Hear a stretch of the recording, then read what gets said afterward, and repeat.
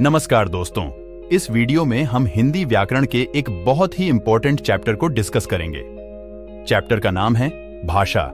इस चैप्टर से एक क्वेश्चन आया हुआ है। प्रतियोगी परीक्षा में इस चैप्टर से प्रश्न लिए जाते हैं, इसलिए आप इस वीडियो को ध्यान से देखिएगा। दोस्तों, सबसे पहले जानते हैं कि भाषा क्या है। दोस्तों, भाषा वह साधन है जिसके माध्यम से हम बोलकर, लिखकर या संकेत कर अपने मन के भाव को सरलता, स्पष्टता और पूर्णता के साथ प्रकट करते हैं। भाषा को हम स्पष्ट रूप से दो रूपों में व्यक्त कर सकते हैं, पहला लिखकर और दूसरा बोलकर। इन दो रूपों के अलावा तीसरा तरीका है संकेत करके, लेकिन तीसरे तरीके में स्पष्टता कम होती है, इसलिए इसे मुख्य रूपों के अंतर्गत नहीं रखा जा सकता है। सांकेतिक भाषा के अंतर्गत रंगों के संकेत, ध्वनि संकेत और आंगिक संकेत को रखा गया है। रंगों के संकेत के अंतर्गत रोड पर लगे ट्रैफिक लाइट और वाहनों पर लगे लाइट आते हैं, जिसकी सहायता से संकेत किया जाता है ताकि रोड पर वाहनों का आवागमन ठीक से हो सके। इसके अलावा ध्वनि का इस्तेमाल करके संकेत किया जाता है, जैसे स्कूल, कॉलेज में, चर्च में। इसके अलावा अन्य जगहों में भी ध्वनि संकेत का इस्तेमाल किया जाता है। रोड पर एम्बुलेंस, अग्निशामक वाहन, पुलिस के वाहन आदि में लगे ध्वनि के यंत्र लोगों को रोड में वाहनों को संकेत करने के लिए प्रयोग किया जाता है। आंगिक संकेत में हम अपने अंगों जैसे हाथ, नाक, होंठ, गर्दन, उंगली आदि का प्रयोग मन के भाव को व्यक्त करने में करते हैं। यदि किसी को पास बुलाना हो तो हाथ से इशारा करके बुला सकते हैं। इसी प्रकार अन्य कामों में भी आंगिक संकेतों का प्रयोग होता है। भाषा के दो आधार होते हैं, पहला मानसिक आधार और दूसरा भौतिक आधार। मानसिक आधार ऐसा विचार या भाव होता है जिसके अभिव्यक्ति के लिए वक्ता भाषा का प्रयोग करता है, और भौतिक आधार जैसे भाषा में प्रयुक्त ध्वनियों, वर्ण, अनुतान, स्वराघात आदि भौतिक आधार के सहारे श्रोता वक्ता के भाव को ग्रहण करता है। अब जानते हैं कि बोली और भाषा में क्या अंतर है। पहला अंतर है कि भाषा का क्षेत्र व्यापक होता है तथा इसे सामाजिक, साहित्यिक, राजनैतिक, व्यापारिक मान्यताएं प्राप्त होती है, जबकि बोली को मात्र सामाजिक मान्यता ही मिल पाती है, क्योंकि बोली का क्षेत्र सीमित होता है।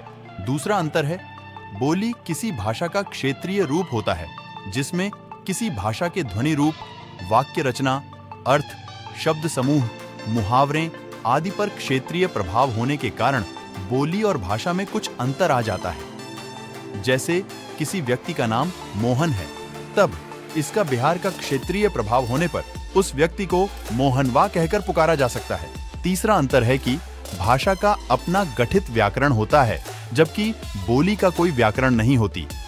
बोली ही धीरे धीरे विकास करते हुए सामाजिक, साहित्य, राजनैतिक, व्यापारिक मान्यता प्राप्त करके भाषा बन जाती है। बोली मानक भाषा बन जाती है तो आसपास की बोलियों पर असर होने लगता है। मानक भाषा पर भी क्षेत्रीय बोलियों का प्रभाव देखा जाता है। हिंदी भाषा की उत्पत्ति मुख्यतः संस्कृत से हुई है, जिसमें अर्धमागधी और शौरसेनी अपभ्रंश के कारण वर्तमान हिंदी की उत्पत्ति होती है। हिंदी की उत्पत्ति का क्रम इस प्रकार से है, जिसमें सबसे पहले संस्कृत, दूसरा पाली, तीसरा प्राकृत, चौथा अपभ्रंश, पांचवा अवहट्ट और छठवां वर्तमान हिंदी है। इस हिसाब से प्रश्न में दिया गया पहला विकल्प पूर्णतः सही है। इसके बाद आता है देवनागरी लिपि। देवनागरी लिपि का विकास ब्राह्मी लिपि से हुआ है। संस्कृत और हिंदी देवनागरी लिपि में ही लिखी जाती है। महाराष्ट्र में इसे बालबोध के नाम से संबोधित किया जाता है। देवनागरी लिपि पर अन्य भाषाओं का प्रभाव देखने को मिलता है, जैसे देवनागरी लिपि में रोमन भाषा के प्रभाव को अल्पविराम, अर्धविराम, प्रश्न सूचक चिन्ह, विस्मय सूचक चिन्ह, उद्धरण चिन्ह आदि चिन्हों के रूप में देखा जा सकता है।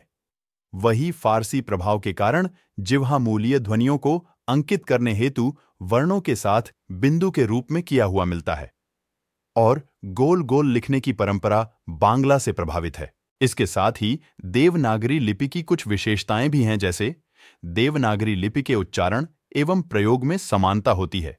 प्रत्येक के लिए अलग अलग लिपि चिन्ह होते हैं। देवनागरी लिपि में निश्चित मात्राएं होती है।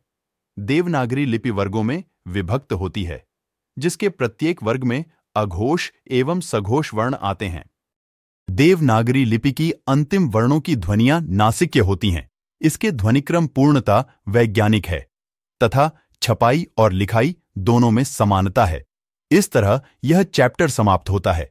वीडियो पसंद आया हो तो इसे लाइक और शेयर जरूर करें। साथ ही इस तरह के वीडियोस के लिए चैनल को सब्सक्राइब करें। धन्यवाद।